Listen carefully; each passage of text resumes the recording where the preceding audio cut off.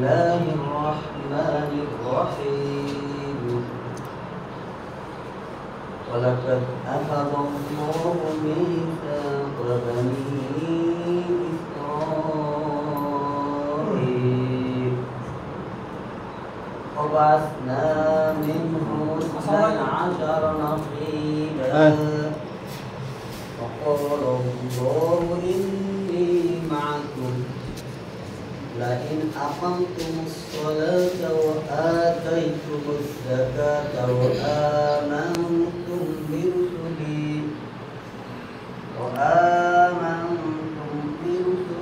وعزرتموهم وأقرضتم الله قرضا حسنا لأكفرن عنكم سيئاتكم ولأدخلنكم جنات تجري من تحتها الأنهار فمن كفر بعد ذلك منكم فقد ضل سواء السبيل صدق الله العظيم رب اشرح لي صدري ويسر لي امري واحلل عقدة من لساني يفقهوا قولي ربي زدني علما ربي يسر ولا تعسر وتمم بالخير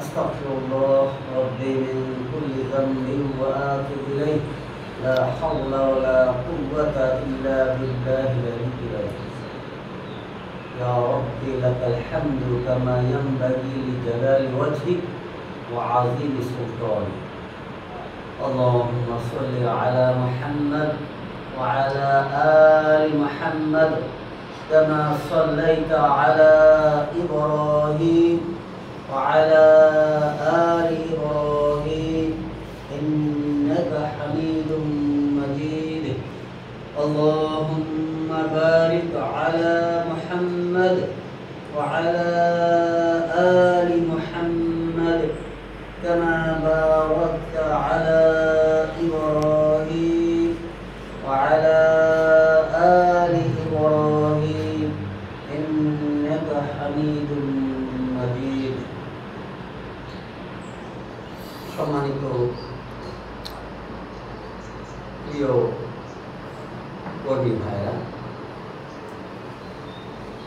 দার্সের শুরুতেই মহান রবের দরবারে মস্তক অবনত চিত্তে হৃদয়ের গহীন থেকে লাখ কোটি শুকরিয়া কৃতজ্ঞতা জ্ঞাপন করছি সেই রব্বে কারিমের দরবারে যার অবারিত অসংখ্য সীমাহীন রহমতের বিনিময়ে দীর্ঘ 16 বছর ফেসিকদের নির্যাতন ভোগ করার পর অনেক ত্যাগের বিনিময়ে রক্তের বিনিময়ে মাসির বিনিময়ে পঙ্গুত্বের বিনিময়ে এই অনুকূল পরিবেশে প্রশিক্ষণ প্রোগ্রামে হাজির হওয়ার সুযোগটি আল্লাহ দিয়েছেন তার দরবারে শুকরিয়া আদায় করছি আলহামদুলিল্লাহ। প্রিয় উপস্থিতি,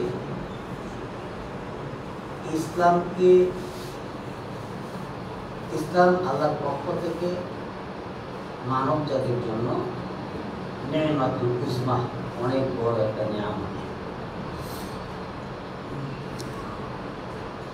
সেই ইসলামকে লালন করার আগে, পালন করার আগে ইসলাম সম্পর্কে সুস্পষ্ট ধারণা আগে নিতে হবে। সে অর্থে এলেম আগে, আমল পড়ে। পবিত্র কোরআনের ৬৬৬৬ আয়াতের অবতরণের ক্রম বিকাশের দিকে লক্ষ্য করলে আমরা এটা বুঝি। প্রথম তো রসুল বলে, আল্লাহ বলেন নাই কুতিবা আলাইকুমুস সিয়াম, আকিমুস সালাহ, আতুজ যাকাত, এই ধরনের নির্দেশনা প্রথম আল্লাহ দেয় না। আল্লাহ প্রথম দিয়েছেন ইকরা, পড়ো। আগে আমাকে বুঝো, আগে আমাকে জানো, তারপর আমার দাসত্ব করো। বৈষয়িক বিষয়ে যদি আমরা লক্ষ্য করি, বৈষয়িক কোনো বিষয়ে পালন করতে হলে এর আগে ওই বিষয়টা সম্পর্কে একটা ধারণা থাকা লাগে। ধারণা ছাড়া কোনো কাজ কি শুরু করা যায়? অসুন্দর হয়, সুন্দর হয়। সেজন্য ইসলাম একটা বিজ্ঞান ভিত্তিক সর্বকালে সব সময়ের জন্য উপযোগী আল্লাহর পক্ষ থেকে একটা জীবন বিধান। এটাকে হৃদয়ে লালন করার জন্য যে পরিমাণ মাথায় পেজ দরকার, জায়গা দরকার, এর চেয়ে আরো অনেক বেশি পেজ আল্লাহ আমার আপনার মাথায় দিয়ে রেখেছেন। আয়োজনের মূল উদ্দেশ্য হল ইসলামকে যেন বুঝতে, জানতে কোনো প্রকার অস্পষ্টতা না থাকে। সেই জন্য ওই ধরনের প্রশস্ততা দিয়ে আল্লাহ প্রত্যেকটা বান্দাবান্দি ব্রেনে এরকম বেশ জায়গা দিয়েই সৃষ্টি করেছে। আপনারা শুনে থাকবেন ঢাকা বিশ্ববিদ্যালয়ের ইসলামিক ছাত্র শিবিরের একজন নেতা ছিল ডক্টর মির্জা গালিব গোলাম গালিব মির্জা গালিব। উনি রাসায়নিক বিজ্ঞান মানে Dhaka university first class pass করেছিলেন। শিবির করা অপরাধে ওনাকে টিচার হিসাবে নিয়োগ দেয়। তো উনি এর জন্য খগে নেন বিশ্বের সবচেয়ে বড় ইউনিভার্সিটি, হার্ভার্ড ইউনিভার্সিটি, ওইখানে উনি এখন অধ্যাপক। উনি গবেষণার মধ্যে একটা প্রবন্ধে উল্লেখ করেছেন যে ইসলামকে, আল্লাহকে, আখিরাতকে বোঝার জন্য আল্লাহ অনেক আয়োজন করেছেন। এর মধ্যে টপ অফ দ্য লিস্টে যে আয়োজনটা, সেটা হলো এই যে দেমাগ, এখানে প্রত্যেকটা মাথার ভিতরে নার্ভ আছে। নার্ভ আমরা বুঝার স্বার্থে আঞ্চলিক পরিভাষায় বলি, মনে করেন তার। তো এই নার্ভের সংখ্যা প্রত্যেকটা মাথার মধ্যে পরিমাণটা হলো 2 কোটি। কয় কোটি? 2 কোটি নার্ভ আছে। উনি বলছেন এই নার্ভ মানে মনে করেন তার, এইগুলো হইল বুদ্ধি ক্যারি করার মাধ্যম। বিদ্যুৎ কিসের মধ্যে থাকে? তারের মধ্যে না? তারের মধ্যে কিন্তু চলে। তো এই নার্ভগুলোর মধ্যেও বুদ্ধি, জ্ঞান, বিজ্ঞান, প্রজ্ঞা এগুলা চলাফেরা ধারণ করে। উনি বলছেন যে এই 2 কোটি নার্ভকে যদি জোড়া দেওয়া যায় একটার সাথে আরেকটা, তাহলে এটা লম্বা হবে 2 লক্ষ কিলোমিটার। কয় কিলোমিটার? 2 লক্ষ কিলোমিটার লম্বা হবে। মজার বিষয় হলো এই 2 লক্ষ কিলোমিটার নার্ভ, এর মধ্যে মাত্র 18,000 কিলোমিটার যদি লম্বা করা যায়, নার্ভটা 18,000 কিলোমিটার লম্বা হয় তার, তাহলে এই 18,000 কিলো তারের ভিতরে, নার্ভের ভিতরে টোটাল বিশ্বটা চলে আসে। দেখেন না এই যে অনেক বিদ্যুতের জন্য এগুলো টিকিট করে,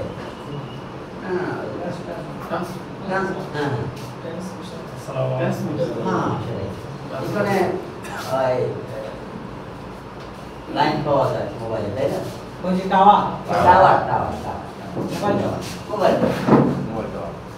এটাও টাওয়ারের মতো, অর্থাৎ এইটার ভিতরে, তারের ভিতরে টোটাল বিশ্বের সকল তথ্য, জ্ঞান, বিজ্ঞান চলে আসে।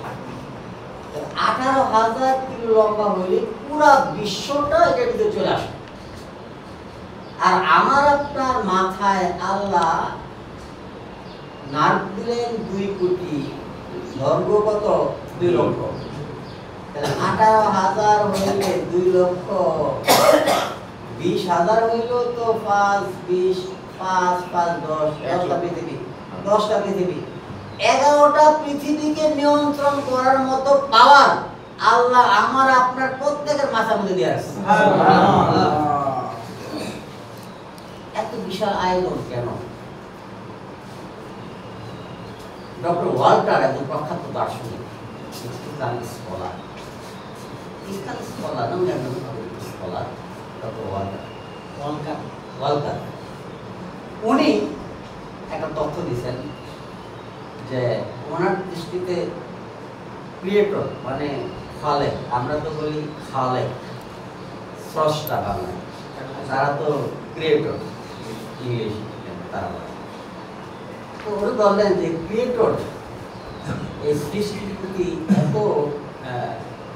মায়া অনুগ্রহ করতে যে এই মাথার ভিতরে মগজের উপরে দেখবেন স্পটার বলে জিনিসটাকে বলে, এই যে রগের মতো ছোট ছোট রগ আছে না, রক্ত চলাচল করে দেখবেন ক্ষুদ্র ক্ষুদ্র নেট,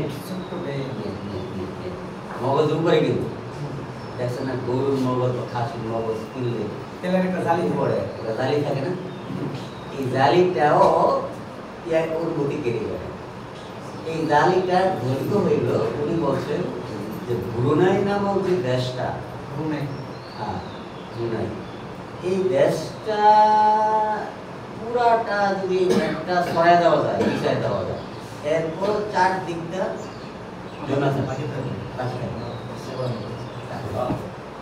ব্রুনাই নামক দেশ পুরাটা ছড়ে যাবে, তারপরও সাইডটা কি থাকবে, অবশ্যই থাকবে। এবং উনি এই তথ্য দিয়েছেন যে যে কোরআন আয়াত আছে, তো আলসাকনা তাইরাহু ফি উনুকি, আমি বান্দাদের প্রত্যেকের মাথার মধ্যে একটা মেমোরি কার্ড ফিট করে দিয়েছি।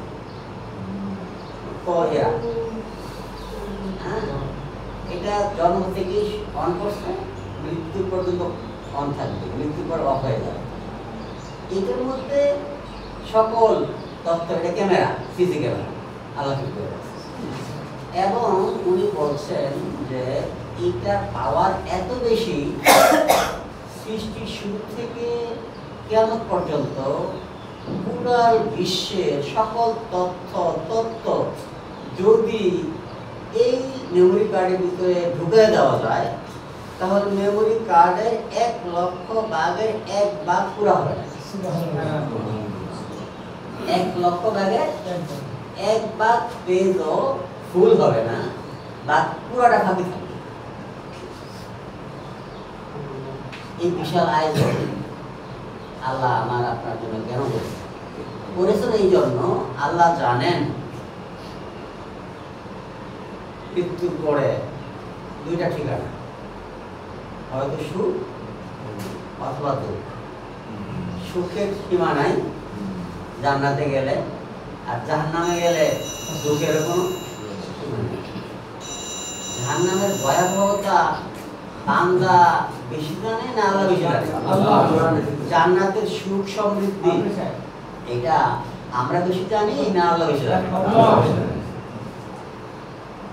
তো জাহান্নামের যে তীব্রতা ভয়াবহতা এটা তো উনি জানেন। আর আমাদের খালেক তো আল্লাহ, স্রষ্টা, তার তো মহব্বত বেশি। আমার বাবা মা, আমি, ছেলে মেয়ের কি স্রষ্টা? সন্তানদের স্রষ্টা তো আমি না, তারপরও সন্তানের প্রতি আমার কত মমতা, আদর। আর বাবা মা সন্তানের জন্য যে পরিমাণ আদর, আপনার বিবেক কি বলে? স্রষ্টার আদর স্নেহ এর থেকে বেশি হওয়ার কথা না? কারণ আমি তো আমার বাচ্চাকে তৈরি করি নাই, সৃষ্টি করি নাই, বানাই নাই, কিন্তু আল্লাহ তো আমাকে তৈরি করেছেন, সৃজন করেছেন। অতএব সৃষ্টির প্রতি স্রষ্টার মহব্বত বেশি, মহব্বত বেশি। তো সেই কারণে উনি যেহেতু জানেন যদি পদস্খলন হয়, ইসলামকে বুঝতে না পারে, ইমানকে বুঝতে না পারে, তাইলে লোকটা যখন জাহান্নামে যাবে কি পরিমাণ ভয়াবহ শাস্তির সম্মুখীন হবে তা আল্লাহ জানেন। সেই কারণে এমন পরিমাণ আয়োজন করেছেন আমাদের ব্রেন বিবেক দিয়া, যাতে বান্দা কোন অবস্থাতেই ভুল পথে। এই বিশাল পেজ আল্লাহ এখানে দিলেন। এখানে ইসলামকে বোঝার জন্য, দিনকে বোঝার জন্য যে কতগুলো পাথেয়, যেগুলোর মাধ্যমে আমরা আল্লাহকে, ইসলামকে বুঝবো, এর মধ্যে সবচেয়ে একেবারে মোস্ট, একেবারে টপ অফ দ্য লিস্টে যে জিনিসটা, সেটি হলো মহাগ্রন্থ। হককে আমরা বুঝবো বুদ্ধি দিয়ে। হক বোঝার জন্য আল্লাহ অনেক ধরনের মেটেরিয়াল, উপকরণ দুনিয়াতে দেওয়া রাখছে। মেটেরিয়াল, আলো, বাতাস, গাছ গাছালা, আমার বিবেক বুদ্ধি, নবী রাসূল। এর মধ্যে সবচেয়ে বড় স্থায়ী আয়োজন হলো মহাগ্রন্থ আল কোরআন। এই কোরআনকে, কোরআনের মাধ্যমে ইসলামকে, ঈমানকে, দ্বীনকে বোঝা যাবে নাকি? এর বাইরে কেউ যদি থাকে তাহলে ইসলাম তার কাছে থাকবে অস্পষ্ট। ইসলামের ক্লিয়ার ধারণা, কোরআন যে যত বেশি গবেষণা করবে, যত বেশি পড়বে, তত ইসলাম সম্পর্কে স্পষ্ট একটা ধারণা তার বদ্ধমূল হবে। আর এখান থেকে যে যত দূরে থাকবে, ইসলাম সম্পর্কে ধারণা তত অস্পষ্ট, এলোমেলো হয়ে যাবে। অস্পষ্ট ধারণা ইসলাম লালন করা সম্ভব। সূরা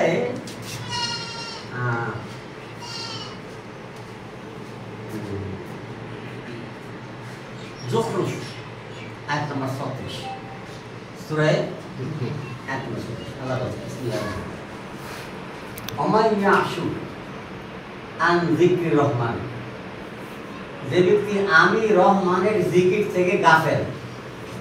এখানে জিকির বলতে সুবহানাল্লাহ না, আলহামদুলিল্লাহ না, শুধু সুবহানাল্লাহ জিকির, আলহামদুলিল্লাহ জিকির, আল্লাহু আকবার জিকির, লা ইলাহা ইল্লাল্লাহ জিকির। সবচেয়ে বড় জিকির হলো কোরআন। সবচেয়ে বড় জিকির কি? ইন্না নাহনু নাযালনা যিকরা ওয়া ইন্না লাহু লাহাফিজুন, নিশ্চয় আমি জিকির নাযিল করেছি। এখানে জিকির নাযিল করেছি বলতে কি, আমি সুবহানাল্লাহ নাযিল করছি, আলহামদুলিল্লাহ নাযিল করছি, আল্লাহু আকবার নাযিল করছি, আল্লাহ এটা বুঝাইছে? এখানে জিকির নাযিল করছে মানে কি, কোরআন নাযিল করছে। আর কোরআন 30 পারা ভলিউমের ভিতরে তো সুবহানাল্লাহ আছে, আলহামদুলিল্লাহ আছে, আল্লাহু আকবার আছে। অতএব যখন জিকির অর্থ কোরআন নেবেন, তখন এর ভিতরে সব চলে আসবে। তো আল্লাহ এখানে বললেন, ওমান ইয়াশু, যে ব্যক্তি গাফেল, আন যিকরির রহমান, আমার রহমানের জিকির থেকে, মানে কোরআন থেকে। যে ব্যক্তি কোরআন থেকে গাফেল, তার মানে কি, কোরআন পড়ে না, কোরআন বুঝে না, কোরআনের আলোকে জীবন ভরে না, কোরআনের আলোকে সমাজ, রাষ্ট্র, পুরো দুনিয়াটাকে সাজায় না, আল্লাহর রঙে নিজেকেও রাঙায় না, সমাজকেও রাঙায় না, কোরআনের ধারে কাছে থাকে না, কোরআন পড়ে না, বুঝে না। আল্লাহ বলেন, এই বান্দার জন্য মুস্তাইবিল্লাহু শয়তান, আমি তাকে গোমরাহ করার জন্য একটা শয়তান নিয়োগ দিয়ে দিই। নাউযুবিল্লাহ। নিয়োগকর্তাকে তিনি কি দুর্বল কোন লোককে নিয়োগ দেন? তাহলে যাকে নিয়োগ দেন গোমরাহ করার জন্য, তার চেয়ে বড় কোন প্লেয়ার দুনিয়াতে আছে? সে সবচেয়ে বড় প্লেয়ার। তো নিয়োগ দিয়ে, তারপরে দেখেন আল্লাহ কি বলেন, ও ইন্নাহুম, প্রথম বলছেন আমি একটা শয়তান নিয়োগ দিই তাকে গোমরাহ করার জন্য। পরক্ষণে আল্লাহ বলছেন ও ইন্নাহুম, সে পরে বলছে তারা। তারা মানে কি? তখন সে আরো জামাত গঠন করে। আমরা যদি জামাত ইসলাম করি, জামাত গঠন করি ইসলামের জন্য, সেও জামাত গঠন করে। তার মানে আরো শয়তানদেরকে নেয়, সকল শয়তানদেরকে নিয়ে, একাধিক শয়তানকে নিয়ে একা বার্তা না তোরাও আয়। তখন সংঘবদ্ধভাবে যারা কোরআন পড়ে না, কোরআন বুঝে না, কোরআন নিয়ে গবেষণা করে না, এদেরকে সাবিল মানে ইসলাম থেকে, সাবিল মানে পথ, ইসলাম, ইসলাম থেকে সরায়। ইসলাম কি করে? ইসলাম মধ্যে আর থাকে না। ওয়াইয়াহসাবুনা আন্নাহুম মুহতাদুন, কিন্তু অথচ সে মনে করে কোরআন পড়ে না, কোরআন বুঝে না, নামাজ পড়ে, রোজা রাখে, তাসবিহ তাহলিল করে, কিন্তু কোরআন পড়ে না, কোরআন বুঝে না, সে মনে করে আমি হেদায়েতের মধ্যে আছি। আল্লাহ বলেন ওয়াইয়াহসাবুনা, তার ধারণা করে আন্নাহুম মুহতাদুন, তারা কিসের মধ্যে আছে? হেদায়েতের মধ্যে আছে। তার মানে তার হেদায়েতের মধ্যে নাই। আল্লাহ বলেন তারা মনে করতেছে হেদায়েতের মধ্যে আছে, আমি মনে করি না। তাহলে হেদায়েতের মধ্যে থাকার জন্য পূর্ব শর্ত কোরআন পড়তে হবে, শুধু পড়া বুঝছেও পড়া লাগে। আমাদের সমাজে শতকরা মুসলিমদের মধ্যে 95% মুসলিম কোরআন পড়ে না, 5%। সেই 5%-এর মধ্যে মনে 1% কোরআন পড়ে, অর্থ বইরা বুঝে শুনে নাকি, তাও যদি জামান সেলুন করবে এরকম হয়। এবারে পরে কোরআন তেলাওয়াত করে, কি বললো এটা তিনিও জানেন। অর্থ সহ, ব্যাখ্যা সহ, তাফসীর সহ কোরআন পড়া যদি বলি ফরজ, আমি তো বলবো ফরজ। প্রমাণ দলিল কি? সূরা সাদ আয়াত নম্বর 29, সূরা সাদ আয়াত নম্বর 29। আল্লাহ বলেন বিসমিল্লাহির রহমানির রহিম, কিতাব, এই যে কিতাব, আনজালনাহু, আমি নাযিল করছি এই কিতাবকে, ইলাইকা, তোমার উপরে। হে রাসূল, আমি তোমার উপরে যে কোরআন নাযিল করছি, যে কিতাব নাযিল করছি, মুবারাক, বরকতে ভরপুর, ব্যক্তিতে বরকত, পরিবারে বরকত, সমাজে বরকত, রাষ্ট্রে বরকত, জীবনের সকল স্তরে বরকতে ভরপুর মহাগ্রন্থ কোরআন আমি নাযিল করেছি। যেহেতু বরকতে ভরপুর, বরকত জানা লাগবে, আর জানতে হইলে বাংলা, মাতৃভাষা বাংলা যাদের, সেই আরবিতে পড়ে অর্থ না বুঝে তার কি জানা গেল? এই জন্য আল্লাহ সাথে বলে দিয়েছেন লিয়াদাব্বারু আয়াতি, তার জন্য তাদাব্বুর করে। তাদাব্বুর মানে গবেষণা, পড়ার কথা কিন্তু বলে নাই, এখানে অর্থ করার কথা বলে। দেখেন, গবেষণা যেন করে, গবেষণা আকারে যেন অধ্যয়ন করে। কে করে? বহু বছর, সিঙ্গুলার না, কিন্তু এখানে বলে নাই শফিকুর রহমান গবেষণা করবে, হযরত মুহাম্মদ গবেষণা করবে, শুধু আল্লামা সাঈদী গবেষণা করবে। যদি এরকম হইতো তাহলে লিয়াতাদাব্বার শব্দটা এরকম বলতো, সে যেন গবেষণা করে। কিন্তু আল্লাহর ভাষা তারা যেন গবেষণা করে। তারা কি একজন, দুইজন, 3 থেকে শুরু, শেষ কোনো সীমা নাই। তার মানে যতজন বলবে আমানতু বিল্লাহি ওয়া মালাইকাতিহি ওয়া কুতুবিহি, আসমানি কিতাবের ব্যাপারে যাদের ঈমান আছে, সবাই গবেষণা আকারে যেন পড়ে। আল্লাহ বলেন যেন পড়ে, অর্ডার। যদি আপনি আপনার ফ্যামিলির কাউকে বলেন বাবা তুমি এই কাজটা করো, চলে গেলেন, এটার যতটুকু মজবুতি, দৃঢ়তা, সিদ্ধা, আর যদি বলেন তাকে বলে রেখো আমি আসার আগে সে যদি এই কাজটা কইরা রাখে, এটা কি আরো বেশি শক্ত না? আল্লাহ এখানে ভাষা বললেন এই গবেষণা করে কইরো, এটা বলে নাই। তারা যেন গবেষণা আকারে কোরআন পড়ে, এটা মজবুত, ওটার চেয়ে আরো বেশি। পরে বলেন আয়াতিহি, আয়াত সিঙ্গুলার, প্লুরাল আয়াত। আল্লাহ জানেন বান্দারা কৌশলী, আল্লাহ জানেন জামাত জেলমান কর্মীরাও সকালবেলায় ইন্না আতাইনাকাল কাউসার ফাসাল্লি লিরাব্বিকা ওয়ানহার ইন্না শানিয়াকা হুয়াল আবতার, নিশ্চয় আমি আপনাকে কাউসার দান করেছি, অতএব আপনি আপনার রবে নামাজ পড়ুন এবং কুরবানি করুন, নিশ্চয় আপনার 70 লাখ টাকা। ঠিক মানে কোরআন তেলাওয়াত শেষ। এটা জানেন আল্লাহ, এই জন্য কায়দা করে মুড়ি মেরে দিয়েছে না। আয়াত মানে 30 পারা কোরআন, আয়াতের ভিতরে মিন আলিফ লাম মিম যালিকাল কিতাব থেকে মালিকিন নাস ইলাইহিন নাস, এই 30 পারা কোরআনের একটা শব্দ আয়াত, তার মানে কোরআন আমার কিতাব, যার ঈমান আছে তাতে কি কতটুকু পড়া লাগবে? পুরা 30 পারা কোরআনটা গবেষণা আকারে অধ্যয়ন করা লাগবে, এটা ফরজ। সূরা কোন সূরা বললাম? আয়াত নাম্বার 38। তাহলে যারা গবেষণা আকারে অর্থ করে না, ব্যাখ্যাও করে না, শুধু তাসবিহ তাহলিল করে, শুধু নামাজ কালাম পড়ে, তাহলে তার মধ্যে অস্পষ্টতা রয়ে গেছে না, ভ্রমি, অস্পষ্টতা রয়ে গেছে। এরপরে বলেন শুধু পড়লেন, জানলেন, তারপরে কি? ওয়ালিয়াতাযাক্কারা উলুল আলবাব,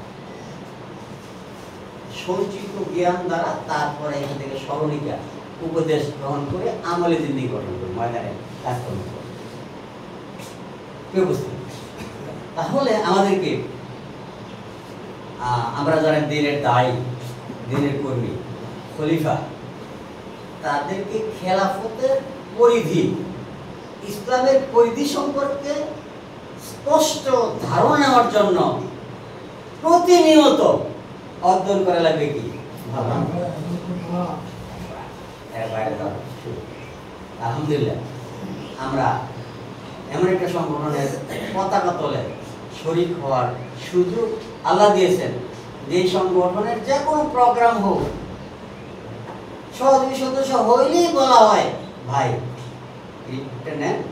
আর রিপোর্টের প্রথম করাই হলো ইকরা, কোরআন পড়ো, হাদিস পড়ো, সাহিত্য পড়ো, পড়ো পড়ো পড়ো, এরপরে নামাজ পড়ো, অন্য নামাজ পড়ো। এই জন্য আবারও আমরা আল্লাহর দরবারে শুকর আদায় করছি, আলহামদুলিল্লাহ। আমি আপনাদের সম্মুখে সূরা মায়াদার একটা আয়াত তেলাওয়াত করেছি, এর আলোকে অল্প কিছু কথা বলার চেষ্টা করেছি। আমার পরে আমি সাহেব আসবে, আমি সব আসার আগ পর্যন্ত আমি চালাই যাবো।